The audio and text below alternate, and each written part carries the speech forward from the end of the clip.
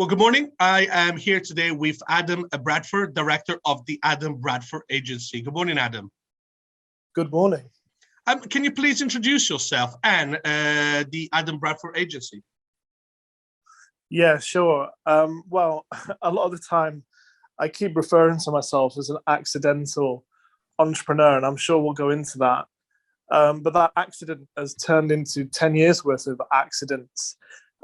So I am, like you rightly said, the founder and managing director of Adam Bradford Agency, a company that started as a micro business as part of a college competition in my hometown of Sheffield, in sunny South Yorkshire. About 10 years ago. We're just about to celebrate our 10-year anniversary. In addition to running the business, I'm an ambassador for various social causes. I'm part of a movement called One Young World, which is a global community of young people who are making a difference in the world, and also a fellow of the Royal Commonwealth Society, a title given to me after I got an award from the Queen for my work in 2016. So various different hats that I wear, but I'd like to refer to myself as a social entrepreneur, someone who cares about more than just profit. Yeah, that's me in a very quick nutshell. Well, first of all, congratulations on your 10-year anniversary, and you have been pretty much a busy bee. Yes. I have been on your website, and there's an interesting catchphrase that I would like you to potentially expand, and hopefully with by taking us through, if possible, for a successful case study. Now, the catchphrase is, we employ creative techniques to build brands. Yes. So what that basically means is we don't do the ordinary things that other agencies or consultancies would do. And it's quite difficult, I think, for people to get their head around unless they kind of see our work in action. So we are really a hybrid between being a strategic consultancy that supports entrepreneurs and high growth potential ventures to grow and make more impact. As like I said before, we specifically focus on businesses that have a give back to society or make a difference through the work that they do beyond just profit.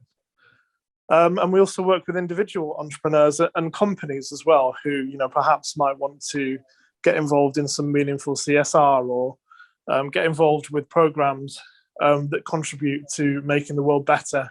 So we, for instance, might work with a charity. So we once worked with a soup kitchen charity based in London, and helped them connect to a big food brand who were looking to do some CSR work. They had lots of leftover food at the end of every week. So they started to donate that back into the charity.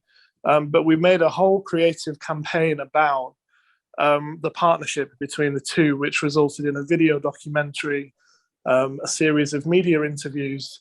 And the result of that is, great for the brand and great for the charity. And it helped to increase donations. It helped to bring in other partners and other opportunities. The way we work is very much thinking outside the box. We're never in the box. And I think that really comes through 10 years of doing things differently, of not always following the rules, testing where the rules start and where they finish, and also being quite bold. We've done a lot of exploration in that 10 years, looking at how business and entrepreneurship is developing across different continents, and taking, I think, the best of techniques from other parts of the world, where you can have a child in Africa who's 13, who I would call an entrepreneur, who is doing everything they can and being so resourceful to make enough money for the next day's food and electricity.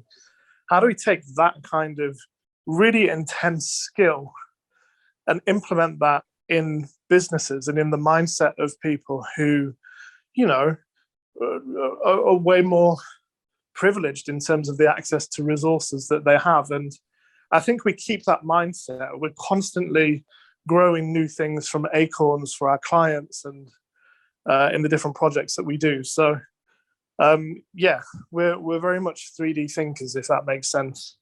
Absolutely. Thank you very much. And one final question. How has marketing evolved during the pandemic, and where do you see it further evolving? Well, I think you'll probably notice a trend now of a lot of businesses starting to really focus on their sustainability, because the pandemic hit. A lot of businesses didn't know where to turn, and their traditional business models got switched off overnight.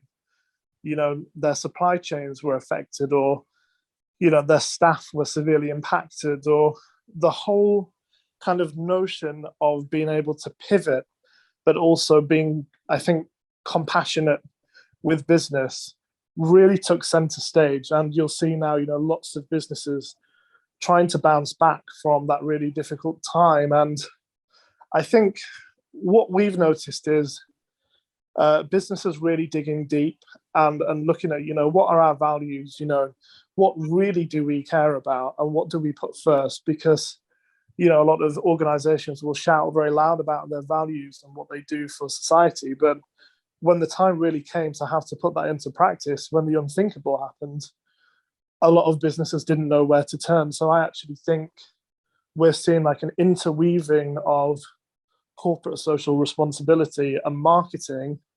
And I think that can be really powerful when it's done well and when it's got a measurable impact. So I'm really interested to see where that more heartfelt, considered, careful, perhaps more society-looking business ethics goes. And yeah, it'll be interesting to see where that kind of takes us. And then I think just in terms of marketing as a generic subject, of course, everything is digital first these days. Yes. But we seem to live, it was really interesting. I was having a chat with someone the other day and we were saying that we're kind of living in this attention economy now, where brands and companies are all fighting to get our attention, because the way brands market has changed so much down to, if you've not got that young person's attention for 15 seconds on TikTok, then you're going to lose their business. And that is a totally different way to perhaps how we would market or build relationships even 3 or 4 years ago, let alone 10. So things are changing very fast.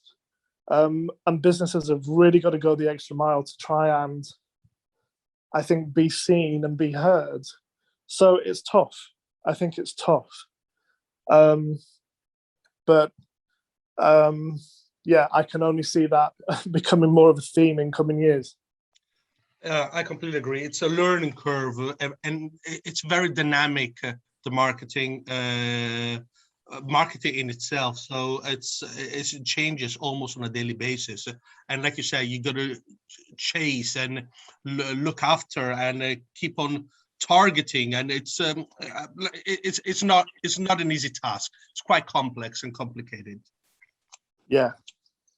Well, Adam, it's been a pleasure. Thank you very much for today's web interview. If you'd like to get in touch with Adam, please follow his details or contact him directly through his website. Thank you very much. Thank you.